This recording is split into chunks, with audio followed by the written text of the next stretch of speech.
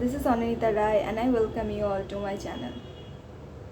तो finally the most waited NEET का result आ गया, ठीक है। एंड ये तो नहीं बोलूँगी कि मुझे रिज़ल्ट पता नहीं था क्या होगा नहीं होगा। मैंने दो बार आंसर की मिलाया था, एक बार एलन से यानी एक बार प्रोफेशनल आंसर की से। तो आई न्यू कि क्या होने वाला है, पर फिर भी मेरे थोड़े मार्क्स घट गए हैं। शायद मैंने वेमर में कुछ मिस्टेक्स वगैरह की दी थी, तो मेरे थोड़े मार्क्स 10 मार्क्स तक घट गए हैं, ठीक है। तो इसके बाद क्या करूँगी क्या नहीं करूँगी, it's a huge decision and मैं ये इतनी जल्दी नहीं ले सकती। मुझे थोड़ा प्रोसेसिंग के लिए टाइम की ज़रूरत है, क्योंकि बीइंग ऑनेस्ट मैंने इतना रैंक इतना ऊपर जाएगा मैंने नहीं सोचा था, ठीक है। सब बोल रहे थे कि पेपर 2016 के से भी ज़्यादा टफ हुआ है, पर रैंक में ज़्यादा मुझे फ़र्क दिखा नहीं। कट ऑफ थोड़ा लो हुआ है, पर वैसा कुछ बहुत रैंक में डिफरेंस मुझे देखा नहीं, ठीक है। तो फुल ड्रॉप तो मैं लेने नहीं वाली हूँ, क्योंकि मेरे पेरेंट्स ने भी बोल दिया है कि we can't afford a full drop, ठीक है। तो एक बात है कि मैं पूरा स्ट्रीम ही चेंज कर दूँ, मतलब मेडिकल लाइन से ही चली जाऊँ। दूसरी बात है कि मैं कोई सा भी एक BDS या फिर आयुष का काउंसलिंग करा के कॉलेज ले लूँ एंड वहाँ से जाकर प्रिपरेशन करूँ। और तीसरी बात है मैं कॉलेज ले लूँ BDS की आयुष करके एंड फर्दर प्रिपरेशन ना करूँ, ठीक है। पर बात फिर वही आ जाती है कि प्रिपरेशन करने के लिए तो हम फिर से कर लेंगे, पर अब उतना मेहनत करे कौन, फिर से NCERT के पन्ने पलटने को, फिर से हर रोज़ MCQ करने को, हर रोज़ टेस्ट देने को। अब मूड नहीं है ना, पर फिर उठेंगे किसी दूसरे जन्म में, किसी दूसरे ब्रह्मांड के किसी दूसरे कोने में फिर से शुरू करेंगे basic math, living world, mole concept से। फिर से पागल हो जाएंगे वर्ड स्टेटिस्कोप एंड वाइट कोड के प्यार में। पर तब तक के लिए नीट छोड़ देने में ही भलाई है, दूसरा लाइन चूज़ करने में ही सुकून है, यही आ जाता है। एंड मैं ये आप लोगों को पूछना चाहती हूँ कि ठीक हो ना तुम लोग। I know this situation is tough and it's not like ये मेरा फर्स्ट नीट था। मैंने 2 बार नीट दिया है, एक बार 12th के साथ और एक बार कॉलेज के साथ, ठीक है। तो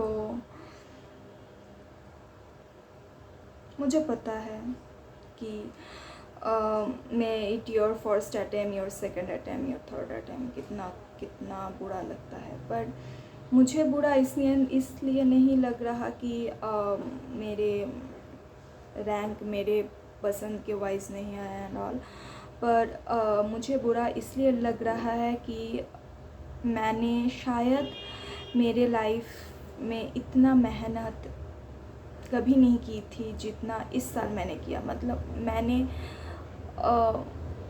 50 से 60 टेस्ट दिए थे इस साल, ठीक है। And it's not easy. आपको अगर कोई बोलता है कि 150-200 टेस्ट दिए हैं उन लोगों ने, तो hats off to them, but 50-60 test देना भी इट इज़ंट ईजी। एंड ये तो नहीं कि टेस्ट देती थी और छोड़ देती थी, उसका एनालिसिस करना, मिस्टेक नोटबुक में लिखना, ठीक है।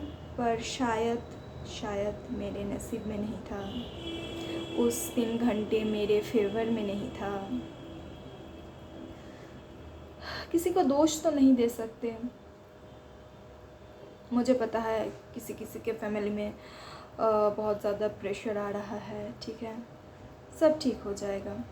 कल का रात मेरे लाइफ का सबसे बड़ा रात था, ठीक है। मतलब मैं सोई हुई थी, फ़ोन में यूट्यूब के वीडियो देख रही थी, तो टाइम गुज़र नहीं रहा था। मुझे नींद आई सुबह के 5 बजे, मैं सोई, मैं 12 बजे उठी।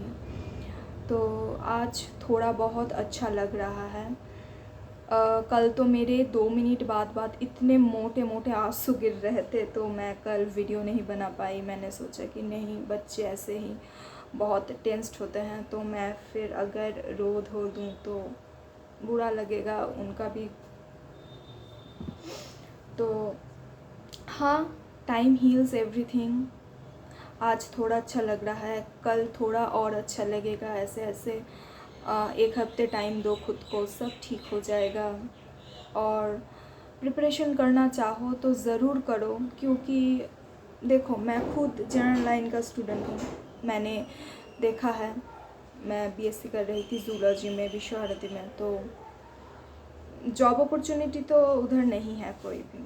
वेस्ट बंगाल में बात कर रही हूँ, दूसरे स्टेट का भी शायद एक ही हालत है, पर इधर तो जॉब अपॉर्चुनिटी कुछ है नहीं। तो आप बीएससी करोगे 3-4 साल, फिर एमएससी करोगे 2 साल, फिर आप जॉब के लिए लाइक गवर्नमेंट एग्ज़ाम के लिए फिर से आपको कोई पेपर लिखना पड़ेगा, उसे क्रैक करना पड़ेगा, उसमें 3-4 साल चले जाएंगे। तो